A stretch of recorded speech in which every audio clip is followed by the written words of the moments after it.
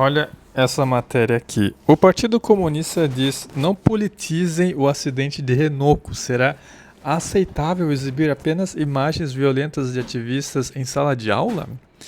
Então essa matéria saiu no jornal Sankei e eu quero falar o porquê que o Partido Comunista ele tá meio que entrando em desespero aqui no Japão, porque aconteceu uma merda das grandes. E parece que a mídia está tentando meio que indiretamente, quase diretamente, jogar isso na cara desse partido, porque assim, sai um dia e outro também uma matéria falando sobre esse incidente e eles não ligam ainda diretamente ao Partido Comunista, mas eu quero entrar em detalhes desse incidente de Renoko. Vocês podem pesquisar aí na internet porque tem muita matéria falando a respeito disso. E uma vez que você ligar todas as matérias que estão mencionando sobre esse caso, vocês vão ver que existe uma mão pesada da tradicional esquerda norte-americana financiando algumas politicagens aqui no Japão para fazerem a mesma coisa que fizeram aí no Brasil. Então eu vou entrar em detalhes aqui que tem até youtubers grandes aqui no Japão, japonês mesmo, falando a respeito do incidente, onde eu pude ter uma ideia um pouco melhor do que se trata toda a figura referente a esse incidente de Renoko. Bom, vamos à história. Esse acidente aconteceu quando um barco ele virou ali perto de Renoko, né? Daí vem o nome. E esse barco, você vai pensar, pô, cara, mas é só um barco, acontece, vem onda, dá terremoto, normal barcos virarem. Só que esse barco, cara, tinha uma quantia grande de estudantes que vieram estudar pacifismo, alguma coisa relacionada à paz. Justamente porque nessa região é uma região onde você tem muitas bases militares dos Estados Unidos. E por você ter essa grande número de bases dos Estados Unidos presente lá, o movimento, melhor, o Partido Comunista, ele também tem uma presença forte, porque ele tenta se opor às bases que estão ali já há algum tempo. Então você tem essas crianças que chegaram nesse local para fazer estudo, e uma vez que eles chegaram ali, eles foram conduzidos a este barco. E aí teve uma série de detalhes falando do que aconteceu no barco, teve vídeos na internet, teve reportagens a respeito, que a criançada começou a receber algumas lições de como o Partido Comunista age, como que é o conceito disso, o que é o comunismo. Teve aquela famosa doutrinaçãozinha básica, né, que acontece na educação para tentar fazer aquele marketing, né, do comunismo, já que na realidade todo país que tentou colocar ele em prática falhou. Mas aqui no Japão, nesse Renoko, ele tem. Você teve esse barco aí fazendo essas medidas para tentar puxar uma criançada para o lado deles. E aí você pode perguntar, pô, cara, mas por que diabos que esse lugar permitiu esse tipo de coisa, né? Fazendo um adendo, esse barco ele era até ilegal, segundo as autoridades ali presentes. Eles disseram que não havia registro, não tinha nenhum tipo de impostinho, né? Era um barco totalmente à deriva ali, onde o partido estava usando ali para fazer uma doutrinaçãozinha básica. E como que esse negócio aí funcionava, né? Por que não tinha nenhum tipo de controle? E aí é que tá, né? Quando você tem coisas obscuras, você pode saber que tem gente poderosa que não está querendo fazer o trabalho bem feito. Então, o que eu quero dizer com isso? Se você puxar mais algumas matérias referente a Renoko, né, a Okinawa, você vai ver que Renoko, ele tem um fundo com o nome dele, Fundo Renoko. Você tem alguns E quem que deposita nesse fundo? É o Partido Comunista, algumas entidades governamentais norte-americanas ligadas à esquerda de lá. Você tem também alguns financiamentos diretamente ao governo de Okinawa. E por mais que o prefeito ele já veio a público falando que ele não tem nenhuma relação com esse grupo político, ele recebeu uma boa quantia de grana referente a isso. Então, se você pegar matérias independentes, você vai ver que o governo de Okinawa ele está ligado até o pescoço com a extrema esquerda quando o assunto é dinheiro. E você vê que eles estão assim fazendo um financiamento pesado para jogar a mesma cartada que é jogada no Brasil. Você tem um financiamento pesado que fica só ali em cima nas mãos de queridos governantes. Essa bolada ela não é repassada para a população, obviamente, né?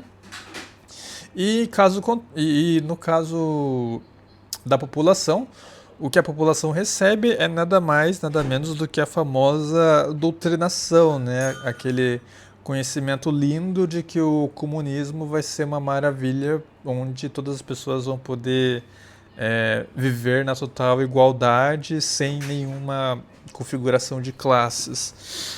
Então você vê que aqui no Japão esse incidente eu acho que ele aconteceu para extinguir o comunismo totalmente.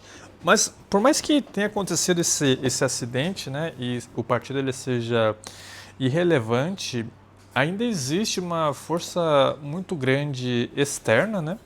E quando eu digo externa, é países externos ao Japão, que estão ali injetando dinheiro aqui no Japão para justamente chegarem ao poder.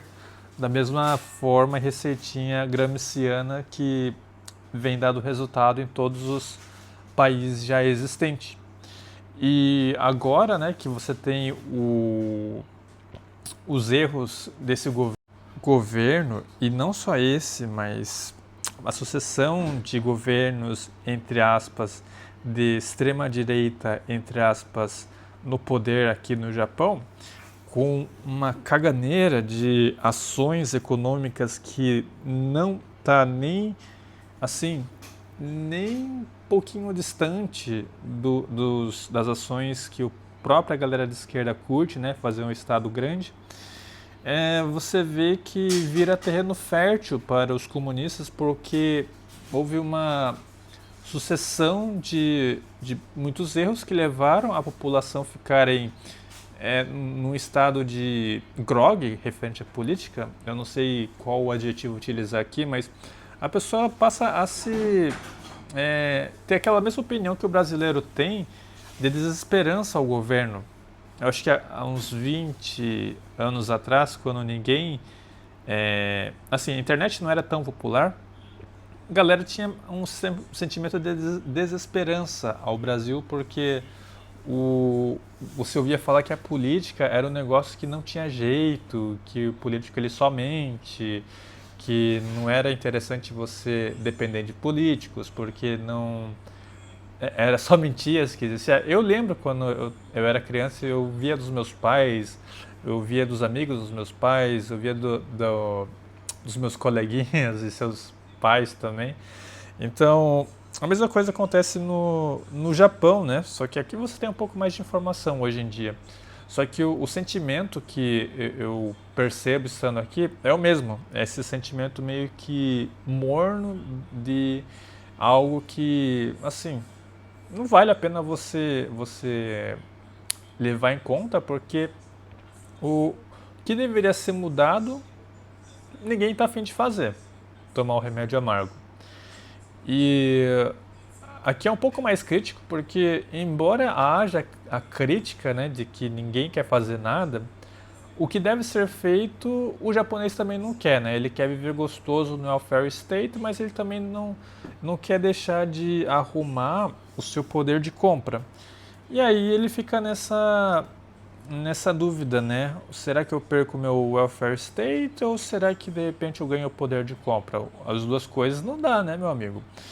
E aí nessa dúvida cruel, né, ele fica inerte nisso aí e sem muita participação política, né? Ele pensa, pô, eu vou me ferrar em qualquer uma das situações, então eu só vou chutar aí para qualquer um que tiver no governo, né?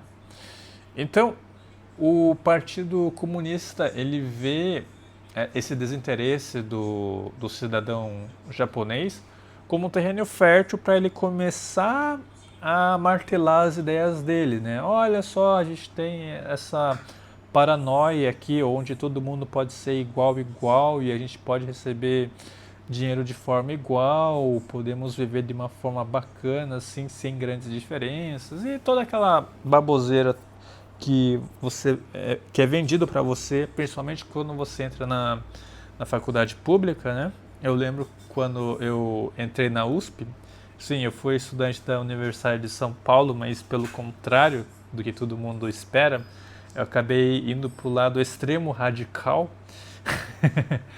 e nesse momento eu percebi que tinha alguma coisa de estranho, né? Muito diferente entre eu e aquelas pessoas. E hoje eu vejo o motivo por conta disso. E o motivo é simplesmente essa doutrinação ferrenha para que as instituições, como todas, elas possam ser tomadas por movimentos políticos de esquerda. E é a mesma situação aqui no Japão também, né? Você tem esse movimento que acontece ferrenhamente. Assim, o principal ovo é Okinawa, porque Okinawa tem os Estados Unidos ali, então existe essa frente de combate. Mas fora dali é bem fraco a participação no território japonês, fora Okinawa. Okinawa ele é bem mais sensível nesse ponto político. Agora, aqui no território japonês, eu fiz um vídeo referente, né, da sede do Partido Comunista que mandou um monte de cartinha procurando mais de 2 mil novos membros e só 16% ali das cartinhas foram respondidas. Então eles estão realmente tendo dificuldades aí em achar novas gerações para manter o partido com ativistas presentes aqui no Japão. É legal que isso aí esteja se enterrando finalmente, mas eu vejo que o cenário político aqui no Japão ele só vai mudar quando o japonês ele criar vergonha na cara e começar a estudar um pouco de outros modelos econômicos não keynesiano. O japonês ele tem uma cabeça extremamente keynesiana. Ele adora um estado grande fazendo medidas e assim favorzinhos de esmola, só que ele não larga disso para tentar abraçar um poder de compra maior ou de repente frear ali as medidas do Estado grande em favor da nação. Ele está assim viajando total, né? Você tem a galera que vive gostoso e não quer saber de esquentar a cabeça com esse tipo de assunto que a gente discute aqui.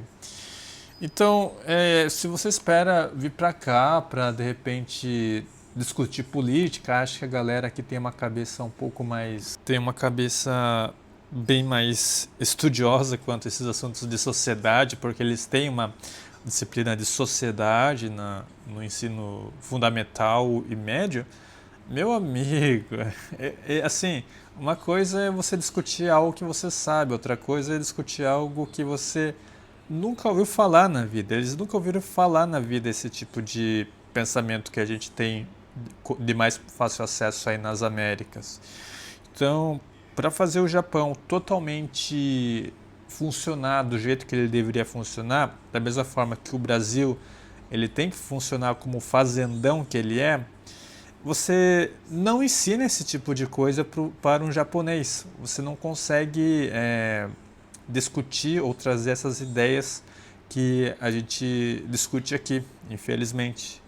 Então a dica que eu deixo aqui é você colocar uma máscara e só viver na mask pill e viver gostoso, né? Afinal de contas é um país de primeiro mundo, seguro, onde você pode simplesmente viver gostoso e ignorar um pouco a parte política, né? Porque o Japão ele foi feito para ser esse país é, Disneyland, é o país Disney do americano, aquele país bonitinho que eles vêm, visitam, veem o Donald e o Pateta japonês, curtem ali um pouco, voltam para a terra deles para lidar com coisa séria e libertarianismo, né? E deixam as coisas configuradas da forma que elas devem ser, para às vezes eles pegarem um financiamento aqui quando eles bem entenderem. Enfim, se vocês curtem de notícias referentes a Japão, considere se inscrever aqui no canal. Eu também coloco vídeos referentes à cultura. Deem aí o joinha para fortalecer. Fique à vontade na seção dos comentários e até o próximo vídeo. Falou!